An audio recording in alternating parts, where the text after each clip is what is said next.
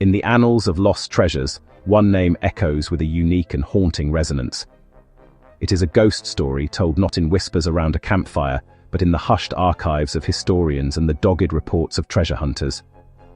This is the story of a room born from sunlight and genius, a masterpiece of Baroque art so magnificent, so utterly breathtaking, that it was destined for a legendary, almost mythical status.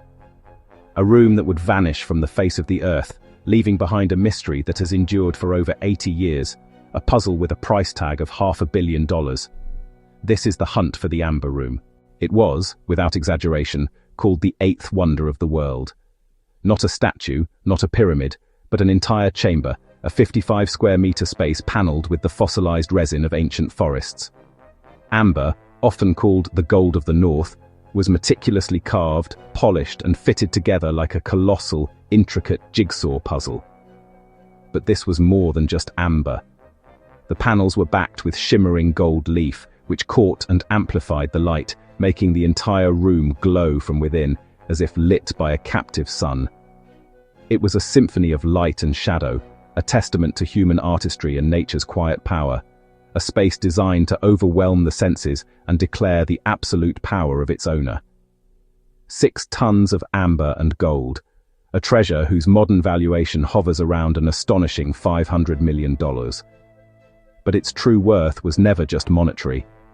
It was a symbol of diplomatic power, a gift between kings that cemented an alliance between Prussia and Russia. For 2 centuries, it stood as the crown jewel of the Catherine Palace near St. Petersburg, a destination for dignitaries and a source of immense national pride. It was considered permanent, a fixture of history as solid as the palace that housed it. But history, as we know, is anything but solid. The tides of war were turning, and the room's fate was about to be sealed by the most destructive conflict in human history. In 1941, the seemingly unstoppable German war machine pushed deep into Soviet territory. When Nazi soldiers reached the Catherine Palace, they knew exactly what they were looking for. The Amber Room, originally a German creation, was to be reclaimed for the fatherland. Palace curators, in a desperate attempt to save it, had tried to disassemble the panels, but the amber had become brittle. They resorted to hiding it behind a flimsy layer of wallpaper, a futile gesture against a conquering army. The soldiers found it almost immediately. With cold, systematic efficiency, they dismantled the masterpiece in just 36 hours. They packed it into 27 heavy wooden crates, meticulously numbered and inventoried. Those crates were loaded onto trucks and sent to Königsberg Castle in what was then East Prussia. There it was briefly put on display, a spoil of war. And then, nothing. As the war turned against Germany and the Allies closed in, the room disappeared from the historical record. It was the beginning of history's greatest vanishing act. Did it burn in the Allied bombings that leveled Königsberg? Was it loaded onto a ship and sunk in the Baltic Sea? Or was it hidden in a secret bunker, a labyrinth of tunnels, or a flooded mine, still waiting in the dark for its rediscovery?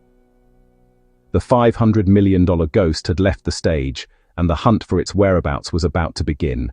The trail of the stolen masterpiece, packed into 27 heavy crates, leads directly here, to Königsberg Castle. For centuries, this Teutonic fortress had stood as a symbol of Prussian power. But by the early 1940s, it had a new, more clandestine purpose. It became the final known guardian of the Amber Room. The castle's director, Alfred Rode, an art historian and a fervent amber enthusiast, was ecstatic. He personally oversaw the room's reassembly within one of the castle's grand halls. For a brief period, this treasure of the Tsars became a private spectacle for the Nazi elite. Rode meticulously catalogued its panels and prepared a grand exhibition. He documented its condition, unknowingly creating the last official record of its existence. Here, in the heart of East Prussia, the Amber Room was last seen intact. It was a ghost hiding in plain sight, a spoil of war displayed with audacious pride. But the world outside these stone walls was closing in. The tide of the war had turned irrevocably against the Third Reich. By the summer of 1944, the Reich was crumbling. On the Eastern Front, The Red Army was relentlessly pushing westward, a force of vengeance bearing down on the very heartland of Prussia. From the west, the Allies intensified their strategic bombing campaign, aiming to cripple German infrastructure and morale. Königsberg, a vital port city and a potent symbol, was now squarely in the crosshairs. In late August 1944, the order came down from Berlin: evacuate all cultural treasures. Alfred Rode began the frantic process of dismantling the Amber Room once more, carefully packing the delicate panels back into their crates. But he was running out of time. On the night of August 26th, and again on the 29th, Britain's Royal Air Force executed two devastating raids. Hundreds of bombers descended upon the medieval city, dropping thousands of tons of high explosives and incendiary devices. The historic centre was engulfed in a firestorm. The castle itself was heavily damaged, its roof collapsing in a shower of fire and debris. Did the Amber Room, packed in its crates and awaiting transport in the castle's basement, burn in this inferno? Amber is a fossilized resin. It doesn't just melt, it combusts violently. It's a plausible, almost certain fate. But the destruction wasn't over. What the bombs didn't incinerate, the final battle for the city consumed. In April 1945, the Red Army launched its final assault. Days of brutal, street-to-street fighting and relentless artillery shelling turned the remaining structures to rubble and ash. When the guns finally fell silent, the city of Königsberg was no more. In its place was a smouldering wasteland.